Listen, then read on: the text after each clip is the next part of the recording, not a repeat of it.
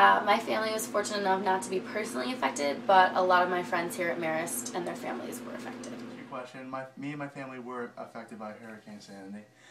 First off, in my father's neighborhood, there was a lot of down power lines, and they lost power, and there was a lot of trees down as well. In my mother's neighborhood, they lost power, and our fence was all messed up. So we have to get that fixed.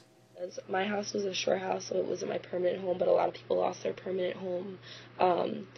I know that we had a lot of damage to our house, our pool, the inside. We had to basically gut the whole thing from the bottom floor and below.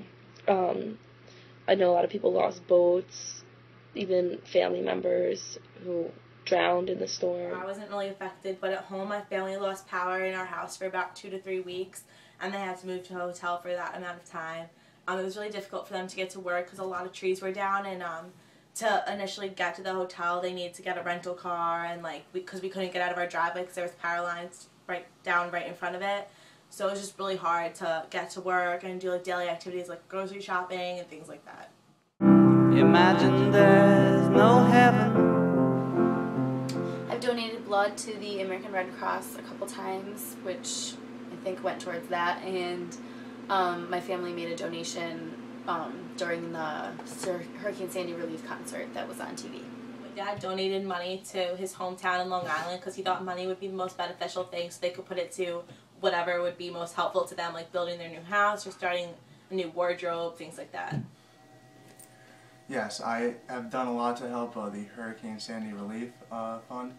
I've donated to the fund, my family's donated to the fund, we donated clothes to the fund.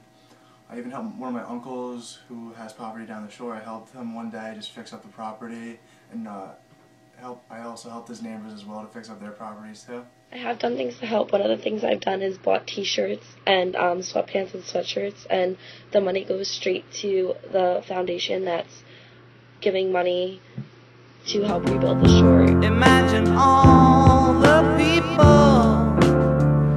I didn't see too much of it, but I have to travel to New Jersey for horse shows a lot, and I saw some of the devastation there.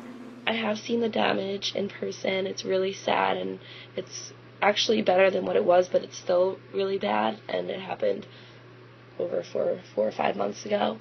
There's houses flipped around, there's wood and just debris everywhere, there's cars everywhere. It's still a really sad sight to see. So like I said before, my dad is from Long Island, so we went out there to see the damage that had been done, and we went to West Islip first, and a lot of the houses right by the water were really damaged. They got about a foot flooding of water, and docks and pools and things like that overflowed and were completely destroyed, and we saw a couple of houses that were really damaged. It was just really sad to see all the damage actually in person and to see how badly the people were affected. Yes, I've seen the damage in person. It's not a pretty sight, and people should really do their best to help out. Living life in peace. I would say that so many people still at this point are left with nothing. People that lost not just some of their belongings, but literally their entire houses, and have nowhere to start at this point. I think the worst part of the hurricane was probably the after effects of the hurricane. A lot of people are still in need, they still need help, and a lot of people are donating and doing whatever they can just to help these people. I think that the worst part of the storm was actually seeing the damage in person. We really saw houses completely destroyed, and families not knowing what to do with themselves at all, because everything they have and everything that they know is completely gone and destroyed. So I think seeing the reactions of families and seeing it in person, like I said before, is definitely the worst part. I think the worst part of the storm is just the homes that got destroyed, that those are people's permanent homes that are no longer there and some houses haven't even started to be rebuilt yet. Imagine all